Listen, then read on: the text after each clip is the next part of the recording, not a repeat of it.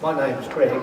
I suppose I should say 30 years as a police officer, so I've seen every type of domestic violence. I've carried children out from homes that were shot by their parents, by his father, and then his father burned him in the house.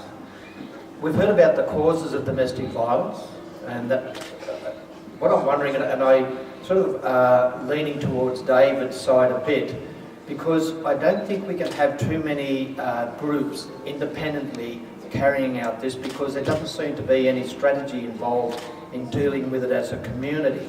I think we need something from, yes, in the schools, from woe to go, from the cradle to the grave, so to speak, and I'm not seeing that. So on the other side, on the obverse side for David, I don't see anything tangible for me for my $30 coming out of this. We had a search and rescue fee, and we saw fire trucks and firemen being trained to be rescue people. And to say that we can't enter people's private lives in relation to domestic violence, sorry, we did it with smoking. There were ads on TV, there was programs, and that actually forced people out of smoking. We removed them from restaurants, we removed them from out of shopping centres, etc. We can, and the government does enter into people's lives. So I think that's a little bit, we need to do that. I just see there needs to be the programs that are put in place by people, to be organised by David's group there, that Canberra's can be an elite place in relation to dealing with situations like this. That's what I've got to say. Thank you. Sorry. And just to say, it is a little bit, it is a tiny bit provocative. People still smoke in their own homes and in their own cars. So while I take your point, I understand what you're saying, that we do need, I think I like the idea that there's many different strategies that were, like this is a strategy tonight. The fact that everyone's come tonight, this is part of the strategy, the community discussion. That's what I love about this. We didn't stop smoking. We stopped a lot of smoking, but people still do it in their own homes. Most people don't do violence in their own homes. Yes. The minority of, it isn't the majority of people who end up in abusive relationships. That's my view. I can see there are a lot of people who end up in an abusive relationship, and we all perpetrate abuse at some times. I don't think that question of what is not violence, you know, hitting a person is a crime. I have hit my partner. My partner's not scared of me, he's a male, but I have hit him, and that affected poisonously our relationship. Now, I did a crime, so it's a complicated question. I think if we try to simplify it, we get up stuck in mud. So you know, I loved your question. What is not violence? The fact is violence is a crime. Hitting another person is a crime, but I have done it. So, you know, that, and people still smoke in their own homes and in their own cars. But we still had the ad. You don't.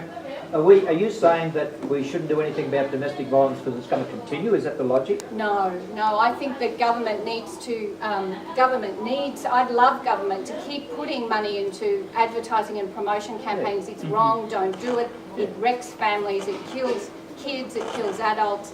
It destroys our community. I'd love that to happen, as well as these forums and as well as our own individual responsibility taking in our talks to our children and the way we dress princess dolls and the way we, you know, all those. There's so many ways we can do it. There's a multitude of strategies that we need to have. I don't understand the logic in the smoking. I don't understand. I'm very sorry. Smoking happens in privacy of people's cars and homes. They still do it. It's now being made illegal to do it in cars.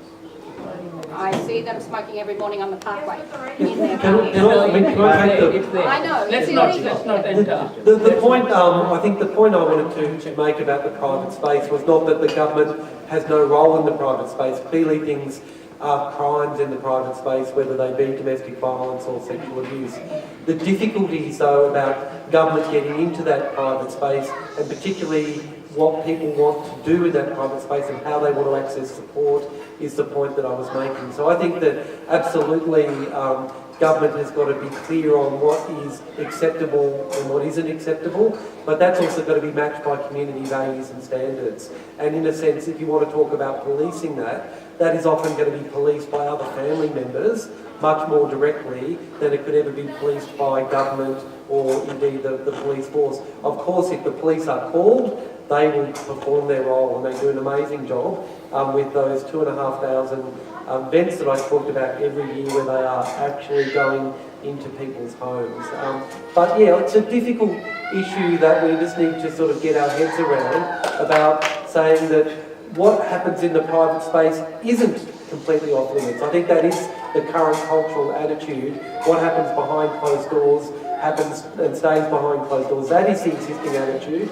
We need to move from an attitude to say, no, what happens behind closed doors where it's abusive or whether it's a crime is important, and that families, community organisations and the community as a whole have got a role in responding to that.